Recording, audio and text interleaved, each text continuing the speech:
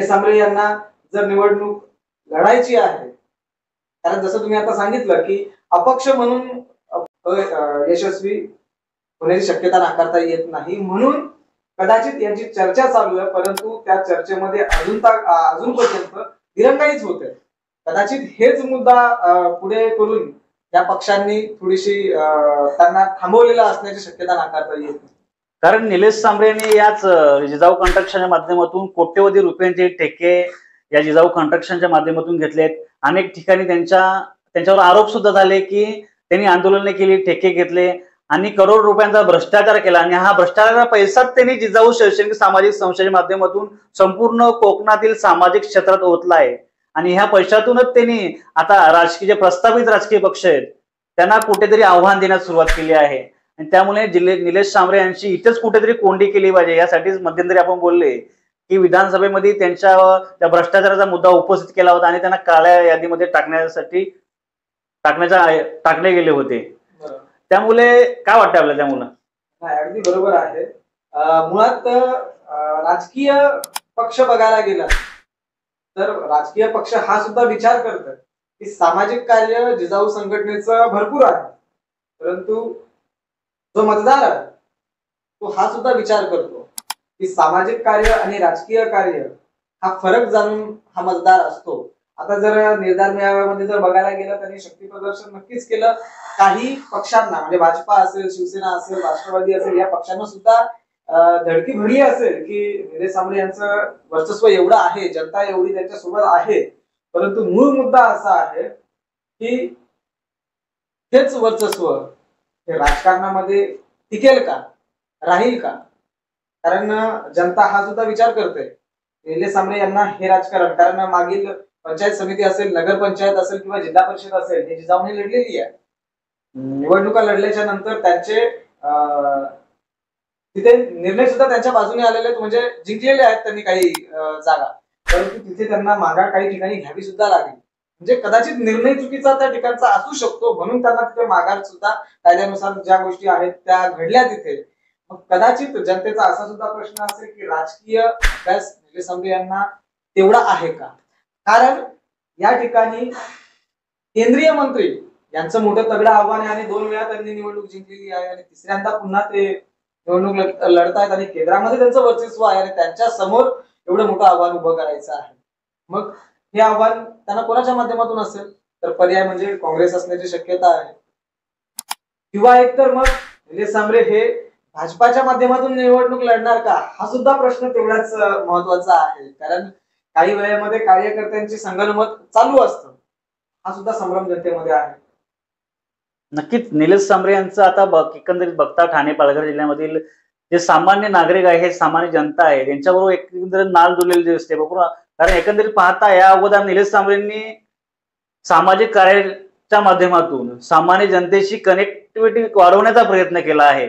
कारण शैक्षणिक असेल, आरोग्य असेल या क्षेत्रामध्ये मोठं काम बाकी या ठाणे आणि पालघर जिल्ह्यात आहे. कारण कुठल्याही मोठ्या संस्था, शैक्षणिक संस्था या क्षेत्रात नाहीत, कुठल्या आरोग्याच्या पायाभूत सुविधा या क्षेत्रामध्ये नाहीत, परंतु निलेश सांबरेंनी जिजाऊ शैक्षणिक सामाजिक संस्थेच्या माध्यमातून अनेक ठिकाणी वाचनालय असतील, झडपोली त्यांचे रुग्णालय असेल, सीबीएसई स्कूल असेल, या माध्यमातून त्यांनी एक नेटवर्क उभं करण्याचा प्रयत्न केला आहे आणि सामान्य जनतेने ही ती नाल पकडली आहे की आणि त्यांनी एक दाखवले की सामाजिक कार्य केलं पाहिजे आणि या कार्यातूनच जनता आपल्याशी कनेक्ट राहील. अगदी बरोबर. पण मूळ मुद्दा असा आहे की तुम्हीही सामाजिक कार्य ज्या वेळेमध्ये करतात ते सामाजिक कार्य हे राजकारणामध्ये दाखवावं का, किंवा त्या सामाजिक कार्याचा जो काही मान सन्मान असेल किंवा जो काही त्याचा जनतेचा मिळवलेला आपला या सामाजिक कार्यातून जनतेचा मिळणारा उत्स्फूर्त प्रतिसाद, या प्रतिसादाची ओळख म्हणून आपण राजकारणात दाखवायची का, हा सुद्धा एक महत्वाचा प्रश्न आहे. जर आपण सामाजिक कार्य हे निस्वार्थपणे करत असतो, मग तेच निस्वार्थ आम्ही केलंय हे या राजकारणात दाखवावं का? जनता हा सुद्धा प्रश्न विचारणार की आमच्यासाठी तुम्ही करताय, आम्हाला मान्य आहे, नक्कीच निलेश सांबरे आमच्यासाठी देव आहे, परंतु त्याचा वापर या राजकारणासाठीच का, हा सुद्धा जनतेमधून हा प्रश्न तयार केला जातो. एक मुद्दा उपस्थित करतोय की प्रस्थापित राजकारणाचे जे कार्यकर्ते आहेत ते निलेश सांबरे किंवा जिजाऊ संघटनेला विरोध का करत आहेत? निलेश काय करतात म्हणजे मुलं आपण बघतोय की निलेश सांबरेंचा ठेकेदारी हा विषय वारंवार का बोलतो मी, कारण मध्यंतरी त्यांना काळ्या यादीमध्ये टाकण्याचा प्रयत्न केला हा, आणि त्यांच्यावर त्या माध्यमातून अनेक चौकशी यंत्रणा लावल्या गेली आहेत आणि ह्या चौकशी यंत्रणेमधून आणि आपण मध्यंतरी उपस्थित केला होता की त्यांना अजून उमेदवारी का मिळत नाही. या चौकशी यंत्रणामुळे त्यांच्यावर भविष्यामध्ये त्यांची उमेदवारी जाहीर केली आणि त्यांच्यावर कुठल्या तरी चौकशी यंत्रणेची चौकशी लावली आणि त्यांना भविष्यामध्ये राजकीय संकट निर्माण झाले. जिजाऊ कन्स्ट्रक्शनच्या माध्यमातून ठेकेदारी मिळवली गेली त्यावेळेमध्ये जे परिसरातील छोटे मोठे ठेकेदार होते त्या ठेकेदारांना संपवलं गेलं आणि कार्य करणाऱ्या या सर्व ठेकेदारांच्या मनामध्ये एक भीती निर्माण झाली की निलेश सांबरे जिजाऊ कन्स्ट्रक्शन जर इकडे काम करत असेल तर छोटे मोठे जे कंत्राटदार आहेत त्यांचं नामोनिशाण संपलं जाणार, ही भीती सर्व या कंत्राटदारांमध्ये आहे आणि ती एक लॉबी तयार होऊन कुठेतरी एका पक्षाला सहकार्य करताना दिसत आहे आणि म्हणून अजूनपर्यंत निलेश सांबरे यांना कदाचित कोणतेही पक्ष उमेदवारी द्यायला तयार नाहीत, म्हणून तुर्तास तरी त्यांना अजूनपर्यंत थांबवलेलं आहे. कदाचित ही मनधरणी करण्याचा प्रयत्न चालू असेल, तो काँग्रेस सोबत असेल किंवा भाजपा सोबत असेल, कारण भाजपाचे कार्यकर्ते सुद्धा बऱ्याच मोठ्या प्रमाणामध्ये ठेकेदार आहेत, छोटे मोठे ठेकेदारी करत असतात आणि त्यांचा अस्तित्व संपूर्ण आपण बघितलेलं आहे, जिल्ह्यांमध्ये संपवलेला आहे. म्हणजे प्रत्येक ठिकाणी जर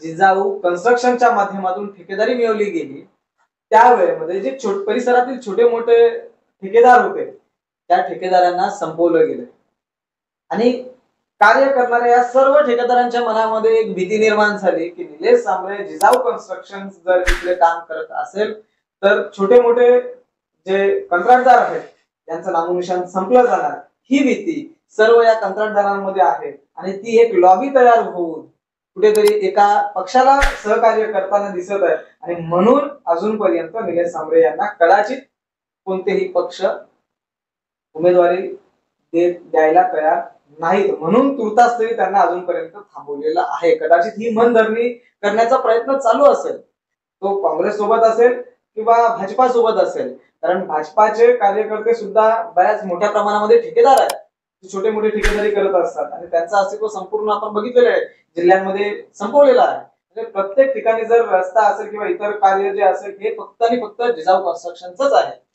एकीकडे जिजाऊ संघटनेचे निलेश सांबरे म्हणतात की निवडणूक ही आमच्यासाठी चहात बिस्किट टाकून खाण्यात की सोपी आहे, तर मग त्यांना शक्ती प्रदर्शन करण्याची गरज का भासते? महत्वाचा मुद्दा जसं मगाशी मी सांगितलं की आपण जर सामाजिक कार्य करतो आणि आपण स्वतः एवढे कॉन्फिडेन्शियल आहात की कोणतीही निवडणूक जिजाऊसाठी ही चहात बिस्किट बुडून खाण्यासारखी आहे, तर मग आपल्याला अफाट पैसा जो तुम्ही विनाकारण ह्या निर्धार मेळावा, तो निर्धार मेळावा नसून शक्ती प्रदर्शन आहे, परंतु या निर्धार मेळाव्यासाठी करत आहात, तोच आणखीन जर शैक्षणिक किंवा इतर कार्यासाठी लावला तर नक्कीच आणखीन 2 मुलं आपले IAS IPS अधिकारी होऊ शकतात की जे नाव आज जिजाऊ संघटनेनं निलेश सांबरे यांनी मिळवलेलं आहे ते नाव आणखी मोठं होण्याची शक्यता आहे.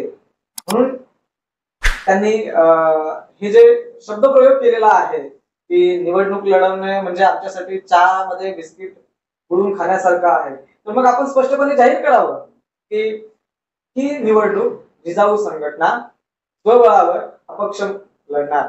तुर्तास आजचे चर्चासत्र आपण येथेच थांबवत आहोत आणि या पूर्ण चर्चासत्राचं चित्रीकरण आपले मित्र पत्रकार सचिन पाटील यांनी केलेलं आहे आणि या चर्चेचं पुढील भागात आपण अजून विवेचन करूया.